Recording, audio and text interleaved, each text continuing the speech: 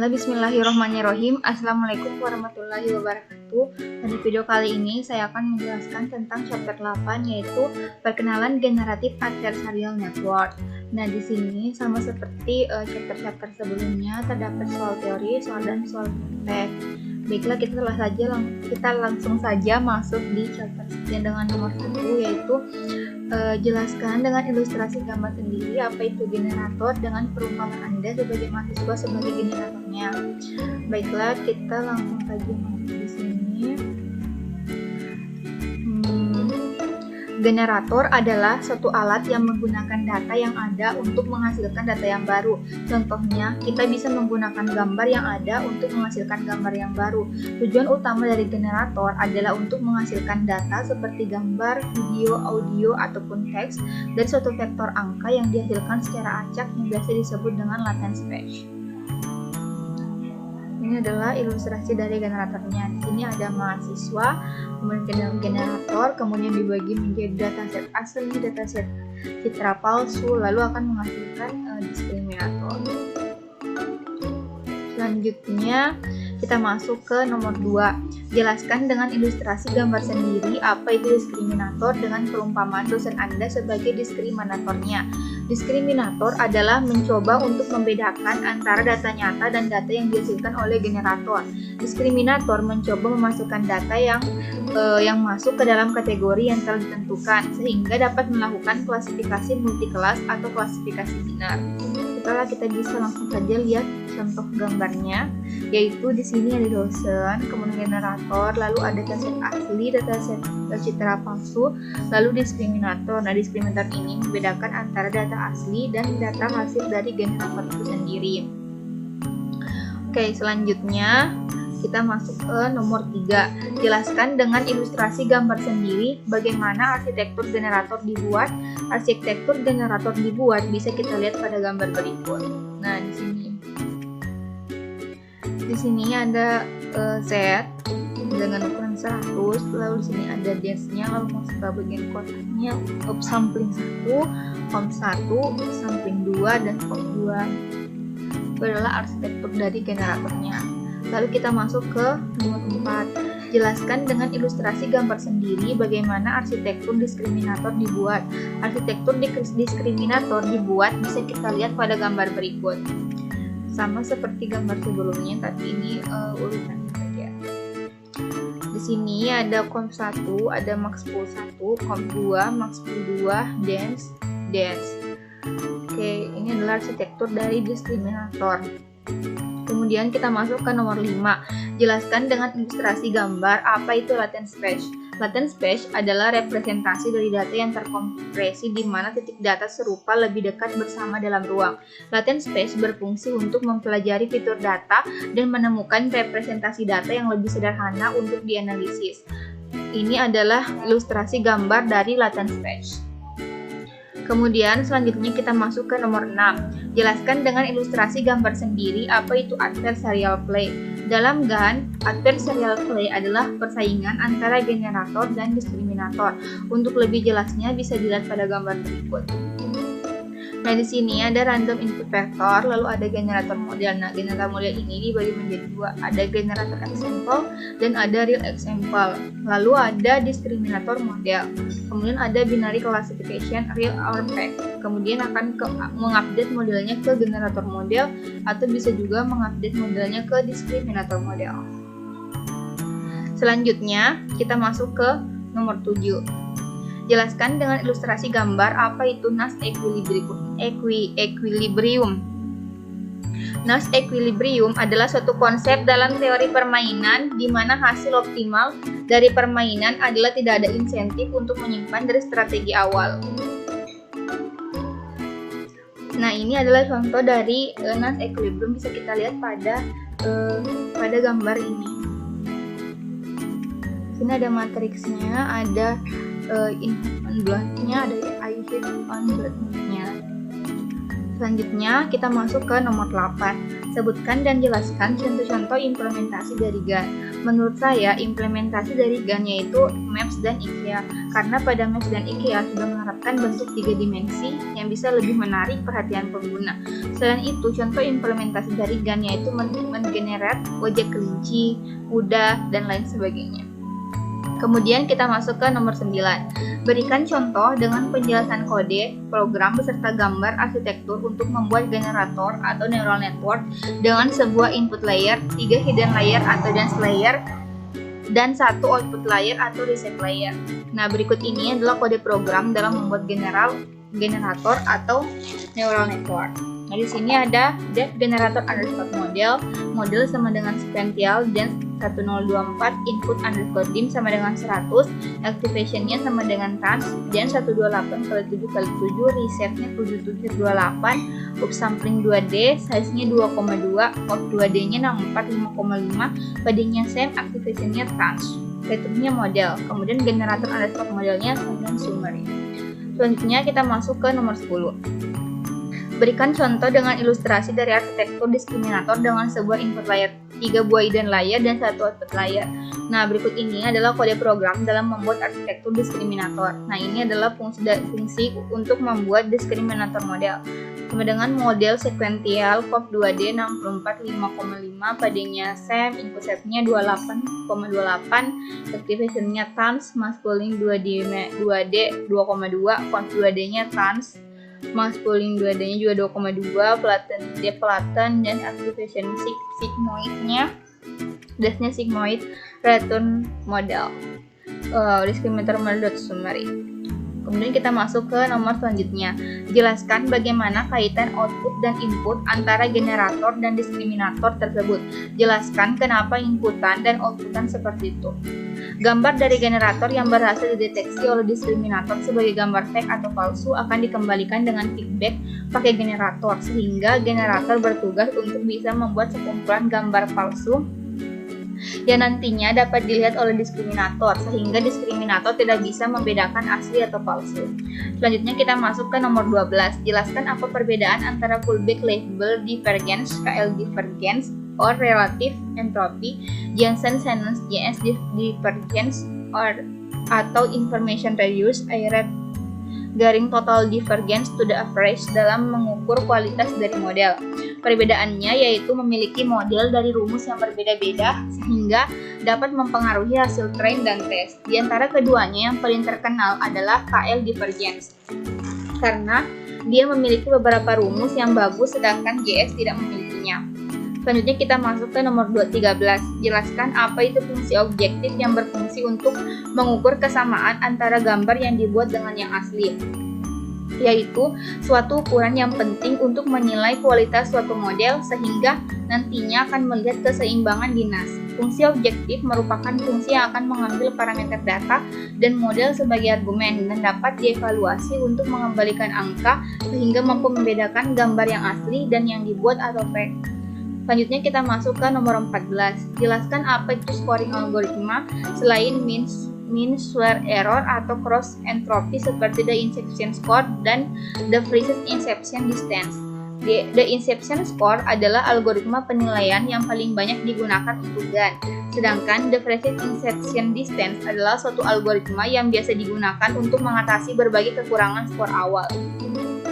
Kita masuk ke nomor terakhir di bagian teori. Jelaskan kelebihan dan kekurangan GAN. Kelebihan GAN yaitu GAN dapat memvisualisasikan bentuk model menjadi plot. Sedangkan untuk kekurangan GAN yaitu model susah untuk diimplementasikan sehingga membuat data training menjadi lemah. Selanjutnya kita masuk ke soal prakteknya untuk nomor 1. Soal dari praktek nomor 1 bisa kita lihat. Nah ini, jelaskan apa itu 3D convolutions. 3D Convolutions menerapkan filter 3 dimensi kekumpulan data dan filter 3 arah, yaitu X, Y, dan Z, untuk menghitung representasi fitur tingkat rendah. Bentuk outputnya yaitu ruang volume 3 seperti kubus atau berbentuk kubus. 3D sangat membantu dalam mendeteksi peristiwa dalam video, gambar medis, dan lain-lain. GAN adalah arsitektur jaringan secara tiruan yang dimaksudkan untuk membuat data yang benar-benar baru, dari nol hingga tidak ada sama sekali, di mana dalam melihat target GAN adalah berupa data gambar. Singkatnya, jaringan GAN berfungsi untuk memberikan gambar baru berdasarkan koleksi gambar yang telah ada sebelumnya selama proses training. Selanjutnya, kita masuk ke nomor 2. Nomor 2, jelaskan dengan kode program arsitektur dari generator networknya beserta penjelasan input dan output dari generator network. Nah, ini adalah contoh codingan dari dalam membuat sebuah generator. Def wheel generator, set undercode size-nya sama dengan 200, gen filternya 512, 256, 2841. Gen kernel size-nya ada gen stride, gen input set, gen activation, gen convolutional block. Kemudian input layer-nya ada gen input cell. First 3 dimensi transfer convolution or 3D dan convolution block. Nah, di sini ada A sama dengan deconv 3D, filter gens, undercode filters, kernel size, gen kernel. Nah, maksud dari kode ini atau kode di atas yaitu untuk melakukan create generator, yaitu gloss. Dan bentuk jaringan generator dapat kita lihat berkebalikan dengan struktur jaringan saraf pada umumnya. Generator biasanya menerima input sebuah vektor set misalnya, yang kemudian akan diubah menjadi sebuah output 3D atau 3 dimensi. Selain itu, pada kode di atas terdiri dari 5 layer, yaitu 1 input layer, 3 hidden layer, dan 1 output layer. Selanjutnya kita masuk ke nomor 3. Soal dari nomor 3 yaitu jelaskan dengan kode program arsitektur dari diskriminator network beserta penjelasan input dan outputnya. Nah, di sini bisa kita lihat bahwa di sini ada codingan untuk membuat diskriminator atau model dari diskriminator di sini. Ada disk input set, disk filter, disk kernel size, disk strides, disk padding, disk alphas, activation, convolutional block, dan input layer. Sini ada Licky Real 2, ada 4-inch untuk next for 3D convolutional block, ada Best Narvals. Nah, kode ini digunakan untuk diskriminator network. Jaringan diskriminator merupakan jaringan klasifikasi biner yang menerima input gambar 3 dimensi dan mengeluarkan klasifikasi menyatakan input gambar adalah gambar asli dari dataset atau merupakan gambar buatan generator. Diskriminator dilatih dengan dataset yang diambil dari generator, lalu di-training untuk membedakan keduanya. Gambar dari generator yang berhasil dideteksi oleh diskriminator sebagai gambar fake akan dikembalikan dengan feedback pakai generator.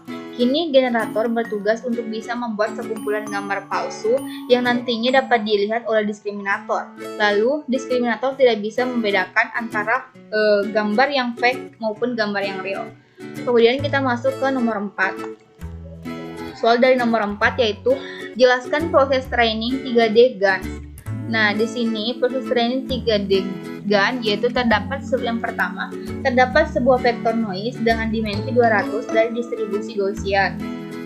Kemudian yang kedua, menggenerate gambar palsu menggunakan model generator. Kemudian yang ketiga, melatih jaringan generator dengan gambar yang asli atau sampel dari data yang real dan dengan gambar palsu yang dihasilkan oleh generator.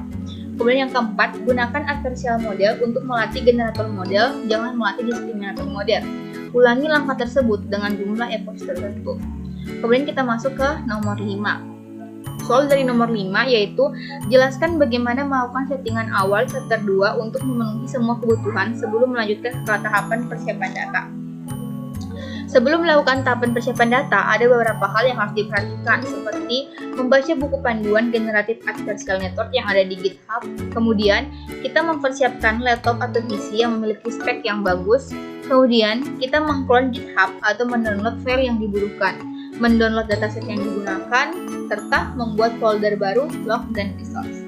Kemudian kita masuk ke nomor 6. Nah, soal nomor 6 itu yaitu jelaskan tentang dataset yang digunakan dari mulai tempat unduh, cara membuka dan melihat data, sampai deskripsi dari isi dataset dengan detail penjelasan setiap folder atau file yang membuat orang awam paham. Di sini, dataset yang digunakan yaitu 3D SAPSNES yang bisa di-download pada link yang sudah dibagikan. Dan untuk membuka data, kita hanya tinggal klik kanan file tersebut lalu pilih extract file, maka filenya akan terbuka. Sedangkan isi file tersebut ada beberapa folder, dan di antara folder tersebut terdapat folder volumetric data yang di dalamnya terdapat folder lagi, yaitu folder train yang berisi train dan folder test yang berisi data testing. Selanjutnya kita masuk ke nomor 7. Nah, soal dari nomor 7 itu yaitu jelaskan apa itu voxel dengan ilustrasi dan bahasa paling awam. Oke. Voxel atau volume piksel adalah suatu titik dalam ruang 3 dimensi. Suatu voxel mendefinisikan posisi dengan 3 koordinat dalam arah X, Y, dan Z. Suatu voxel merupakan unit dasar dalam mewakili gambar 3 dimensi. Nah, ini adalah contoh ilustrasi atau penggambaran dari voxel. Nah, ini bisa kita lihat, ini adalah voxelnya. Terdapat satu ini terdiri dari beberapa bagian dari pixelnya diambil satu, jadi voxel. Kemudian kita masuk ke nomor 8. Nah, nomor 8, visualisasikan dataset tersebut dalam tampilan visual plot, jelaskan cara melakukan visualisasinya. Nah, di sini pada nomor 8 ini adalah codingannya untuk memvisualisasikan datanya. Di sini saya memilih data sofa untuk bisa melihat dari matplotlibnya.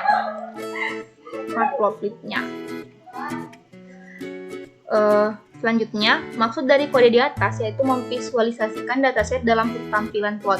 Di sini saya memiliki sofa. Untuk memvisualisasikan dataset tersebut, ada beberapa langkah yang harus dilakukan, yaitu mengimport library yang akan digunakan nantinya, meload data file .mat dan melakukan read memakai matplotlib. Maka kurang lebih hasilnya seperti gambar ini. Di sini bisa juga kita langsung running. Jika kita running, maka kurang lebih hasilnya seperti ini.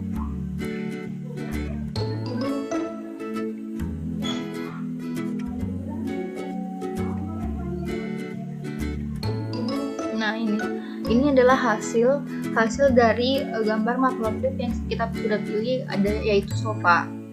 Selanjutnya kita masuk ke nomor selanjutnya yaitu nomor 9. Di sini bisa kita lihat soalnya sendiri, yaitu buka file run.py, jelaskan berbaris kode pada fungsi untuk membuat generator yaitu build_generator. Oke, langsung saja. Di sini adalah fungsi atau kode yang digunakan untuk membuat generator. Di sini ada set underscore size-nya yaitu 200. Kita menggunakan filter gens-nya 512, 256, 28 dan 641. Ada gen kernel size, ada gen stride, gen input shape, gen activation, gen convolutional block, input layer-nya yaitu shape, gen input shape. Kemudian ada first 3D transpose convolution. Kemudian ada for in range-nya. Nah, maksud dari kode ini yaitu berfungsi untuk membuat generator di mana memiliki ketentuan gen sebagai variabel dan membuat fungsi atau variabel gen model kemudian dilakukan return. Kemudian setelah itu kita masuk ke nomor 10. Soal dari nomor 10 yaitu jelaskan juga fungsi untuk membangun diskriminator pada fungsi build diskriminator. Nah, di sini bisa kita lihat terdapat codingan atau kode tentang membuat sebuah model diskriminator, yaitu dari fungsi def build_diskriminator. Di sini terdapat bisa kita lihat ada this input shape, this filter, this kernel size, this stride, this padding, this alphas, this activation, this convolutional block, this input layer dan lain sebagainya. Di sini ada config 3D, ada filter, kernel size, stride, padding dan sebagainya. Ada juga for yaitu perulangan, ada this model inputnya. Nah, maksud dari kode itu yaitu berfungsi untuk membangun suatu diskriminator yang dimana berfungsi untuk mendefinisikan seluruh gambar yang sudah di-load ke generator sebagai gambar yang fake atau real. Selanjutnya kita masuk ke nomor 11. Jelaskan apa maksud dari kode program. Kode program ini ada if underscore name sama dengan main. Nah, maksud dari kode program itu yaitu jika interpreter Python menjalankan if name sama dengan main sebagai program utama, setelah itu kita menetapkan variabel name untuk memiliki nilai main. Lalu, jika file tersebut sedang diimport dari submodul lain, name akan ditetapkan sebagai nama modul tersedia sebagai nilai untuk name variabel global. Selanjutnya kita masuk ke nomor 12. Soal dari nomor 12 yaitu jelaskan secara detail per baris dan per parameter apa arti dari kode program. Di sini ada objek name share. Nah, itu objek name-nya kita menggunakan share. Kemudian ada data dir-nya, itu repository datanya. Kemudian ada gain learning rate-nya, itu kita menggunakan rate 0,0025. Ada dislearning rate-nya 10 sampai dengan 5, betanya 0,5, base size-nya 1, SSR-nya 200, dan menggunakan modenya yaitu train. Maksud dari kode itu berfungsi untuk melakukan atau meload dataset dengan ketentuan data yang hanya dalam folder share pada data train. Kemudian kita masuk ke nomor selanjutnya. Jelaskan secara detail dari kode program pembuatan dan kompilasi arsitektur berikut. Nah, maksud dari kode ini yaitu menggunakan Adam sebagai algoritma pengoptimalan dan binary close entropy sebagai kerugian loss. Kita langsung masuk ke nomor 14, jelaskan secara detail kode program untuk membuat dan memudahkan kompilasi model adversarial berikut. Baiklah, ini adalah codingan dari nomor 14. Nah, maksud dari kode di atas yaitu kita memasukkan random vector ke dalam generator model, lalu membagi dua yaitu generator example dan generator real example. Kemudian kita meneruskannya ke diskriminator sebagai model, sebagai real atau fake. Selanjutnya kita masuk ke nomor 15. Jelaskan dan ekstrak dan load data kursi dengan menggunakan fungsi get voxel format dan get 3D image yang digunakan pada kode program berikut. Nah, maksud dari nomor 15 ini yaitu maksud dari kode itu yaitu berfungsi untuk melakukan load data pada dataset. Kemudian kita masuk ke nomor 16. Jelaskan maksud dari kode program instansiasi TensorBoard yang menambahkan generator dan diskriminator pada program berikut. Nah, maksud dari kode tersebut yaitu TensorBoard yaitu berfungsi untuk membuat TensorBoard yang nantinya bisa diakses melalui localhost. Kemudian kita masuk ke nomor 17. Jelaskan apa fungsi dari np receive on zeros pada kode program berikut dengan parameternya. Maksud dari kode itu berfungsi untuk melakukan reset agar set yang dihasilkan tidak terlalu besar, yaitu dengan membuat variabel real dan fake. Kemudian kita masuk ke nomor 18. Jelaskan kenapa harus ada perulangan dalam meraih epoch dan jelaskan apa itu epoch terkait kode program berikut. Jadi, maksud dari kode di atas yaitu berfungsi untuk melakukan training epoch. Karena jika epoch semakin banyak, maka kualitas training yang dihasilkan akan semakin baik. Selanjutnya nomor 19, maksud dari kode di atas yaitu terdapat kata batch yang artinya adalah jumlah file yang akan di-training. Kemudian nomor 20,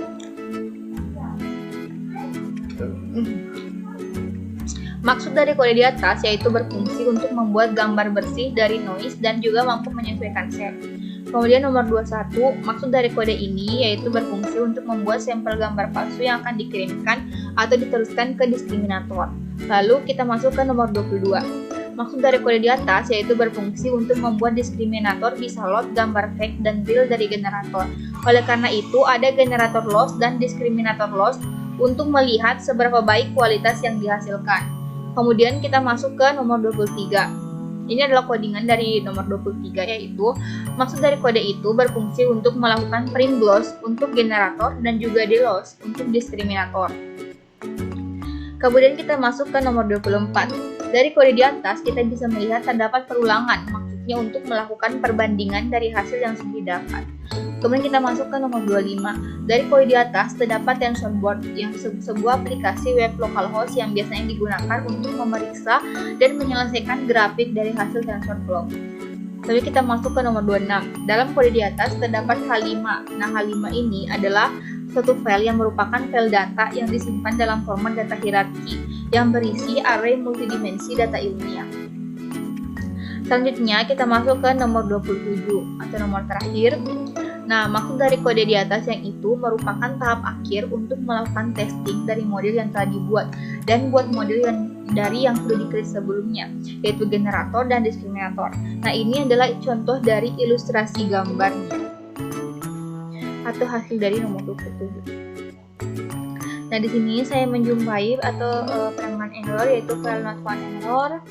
Nah, cara penanganannya itu error tersebut kan disebutkan gagal load dataset karena salah penambahan direktori. Ini adalah bukti tidak plagiatnya. Baiklah, itu saja video yang bisa saya sampaikan. Jika ada kesalahan mohon dimaafkan. Wassalamualaikum warahmatullahi wabarakatuh.